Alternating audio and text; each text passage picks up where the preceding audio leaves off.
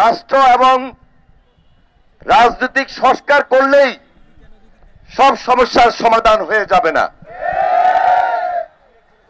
সকল নাগরিক সুবিধা দিলেই সকল সমস্যার সমাধান হয়ে যাবে না।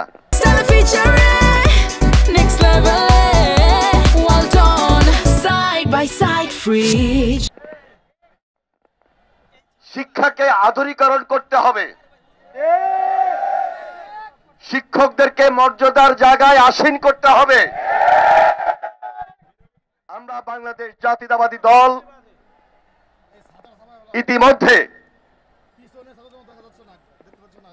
আমাদের ভারপ্রাপ্ত চেয়ারম্যান জনাব তারেক রহমান আপনাদের আন্দোলনের পূর্বেই বিবিসিতে আপনারা লক্ষ্য করেছেন একটা ইন্টারভিউতে, এবং তারপরেও ওনার বক্তব্যে উনি বাংলাদেশ জাতীয়তাবাদী দল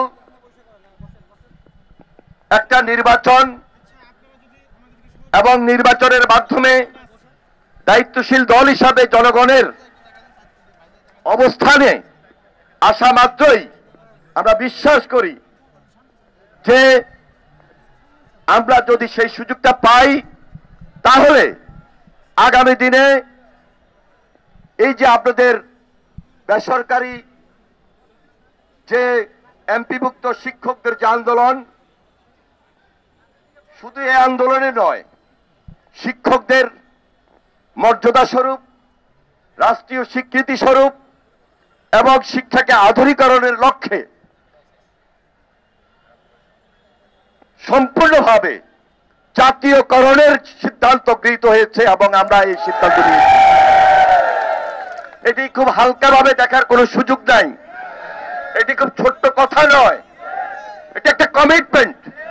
একটা দায়িত্বশীল দলের পক্ষ থেকে, দায়িত্বশীল অবস্থান থেকে এই যে সিদ্ধান্তটি কি আপনাদের সামনে অগ্রিম নির্বাচনের পূর্বে দেওয়া, এটা আমরা আমাদের দলের ভারপ্রাপ্ত চেয়ারম্যানের পক্ষ থেকে আবারও আপনাদের সামনে পুনর্বার উল্লেখ করলাম। এই 8 দিন 9 দিন যেভাবে আপনারা প্রখর রৌদ্রে রাজপথে আন্দোলন সংগ্রাম করে যাচ্ছেন, এটা তো করার কথা ছিল না।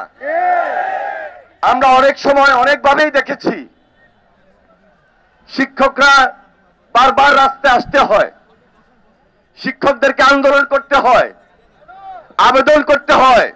সেই কেনর উত্তরটা দিতে যেয়ে আমি আপনাদেরকে বলছি আগামী দিনে যেন এই আন্দোলন আর না করতে হয়, সেই জন্য ওই যে পূর্ণ জাতীয়করণের কথাটাই আমরা আপনাদের সামনে তুলে ধরলাম।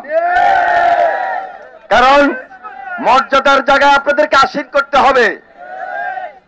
আপনারা এই জাতিকে আলোর পথে নিয়ে যাবেন, আলোর পথে নিয়ে যাচ্ছেন।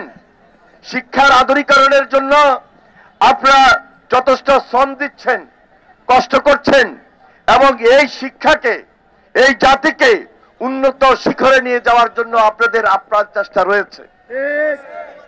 আপনারা আমাদের শিক্ষাগুরু, আমরাও আপনাদের সঙ্গে আজকে আমাদের দলের পক্ষ থেকে একাত্মতা প্রকাশ করলাম।